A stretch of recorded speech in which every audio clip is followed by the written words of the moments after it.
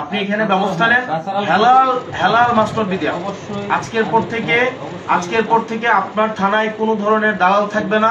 আপনার থানায় কোনোভাবেই এই হালাল বা হেলালদের মতো যে গংরা আছে তারা থাকবে না, এবং সেই বিষয়ে আপনি ব্যবস্থা নেন। এখন আমি জিনিসটা যদি এখানে প্রত্যেকটা জার্নালিস্ট আছে, এখানে অন্তত 15 জন জার্নালিস্ট আছে, একজন জার্নালিস্ট যদি আমার সাথে ডিফার করে, আমি এই বিষয়ে আমি আর কোনো কথা বলবো না। একজন জার্নালিস্ট যদি ডিফার করে, এবং আমি থার্ড পার্টি ইনভেস্টিগেট করছি এখানে, এবং ইভেন আমি মানে ট্রেন্ড যারা প্রফেশনাল আপনার সিভিল সার্ভিসে ছিলেন, পুলিশ সার্ভিসে ছিলেন, তাদেরকে দিয়ে আমি ইনভেস্টিগেট করাইছি।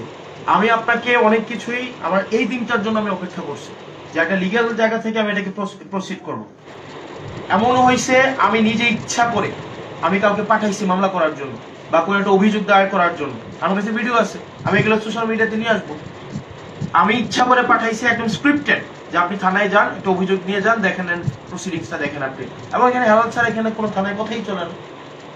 আপনি আপনার জায়গা থেকে যেভাবে দেখতেছেন, থানার ভিতর থেকে আপনি দেখতেছেন, এটা আমি দেখতেছি সাধারণ মানুষের জায়গা থেকে।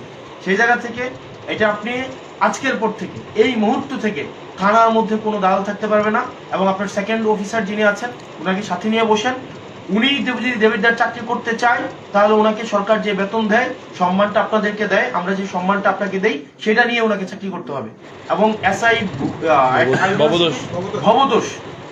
ভবতোষ এবং ওনারা দেবিদ্বারে যদি চাকরি করতে চায়, দেবিদ্বারের প্রত্যেকটা অফিসার আমি দেখেছি ডেডিকেটেড, হার্ডওয়ার্কিং, পার্সোনালিটি সম্পন্ন। এখানে কিছু আপনাদের মানে ওই অফিসারদের মধ্যে কিছু অফিসার আছে যারা হচ্ছে মোরাল ডিগনিটি নাই, মোরালি কম্প্রোমাইজড।